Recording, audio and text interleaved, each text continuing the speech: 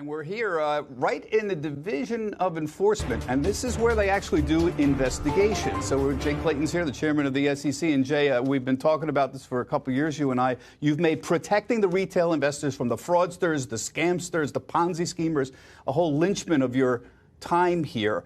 Tell us a little bit about what you're doing to protect the average investor right now. Well, it's the women and men of the SEC who are doing that. But look, unfortunately, our markets have bad actors, and they have for a long time.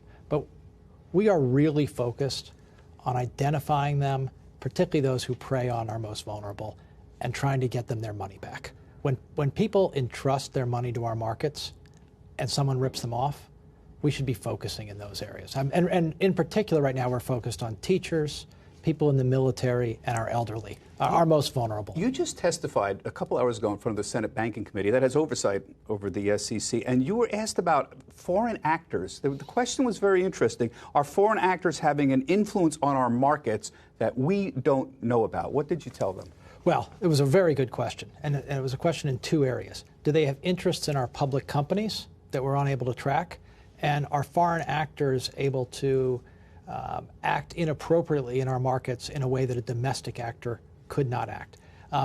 Very good question. We are making sure that our ability to detect bad behavior from outside the United States is what it is inside the United States. That's a challenge. It's something that's ever evolving, but it's something we're focused on. It's not theoretical. You brought action against several dozen Chinese traders just a short while ago, alleging they were trying to manipulate 3,000 stocks, essentially a spoofing scheme run largely out of China. That's not been resolved yet, but these are real-time examples of things you're monitoring, right, going after. And we have globally interconnected markets.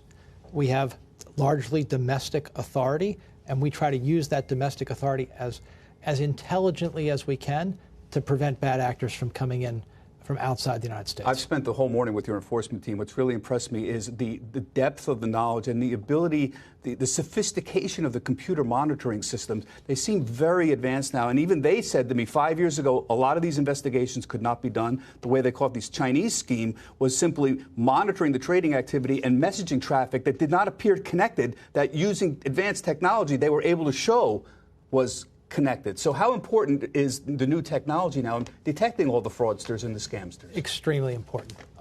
A number of cases that we bring, it would be virtually impossible, if not impossible, to detect with the naked eye. Identifying patterns across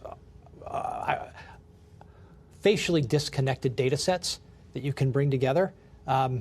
It's a new enforcement tool. I'm very glad we have it because, as always, bad actors are getting more and more sophisticated, but we are keeping up with them in terms of the use of technology. I know everyone's worried about cybersecurity. We're all terrified about somebody who could hack into the New York Stock Exchange or NASDAQ and shut the trading operations down. We need to make sure they're secure. I know you brought an action against the Options Clearing Corporation just this year. They were fined several $1 million for basically not beefing the security up to standards. Even here, you're going after organizations that are an important part of the trading system in the United States. Yeah, our critical infrastructure needs to have strong cybersecurity. They also need to have something else.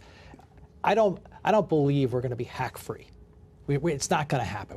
We are going to have a problem. They also need to be resilient. You not only need to be able to protect your infrastructure, to the extent you have a problem, you need to be able to be resilient and get back up and running in a way that people continue to have confidence in your operations. It's we got to let you go, but I just want a quick question on buybacks. This is a very hot topic. A lot of people are wondering about whether or not some corporations should be required to direct their spending in other areas like capital allocation, capital spending. Does the SEC have any position on this at all? The SEC does not decide or tell people whether to buy back stock, pay a dividend, buy a company. What we do tell people is, to the extent you make these kind of capital allocation decisions, tell your investors in a fair and transparent way.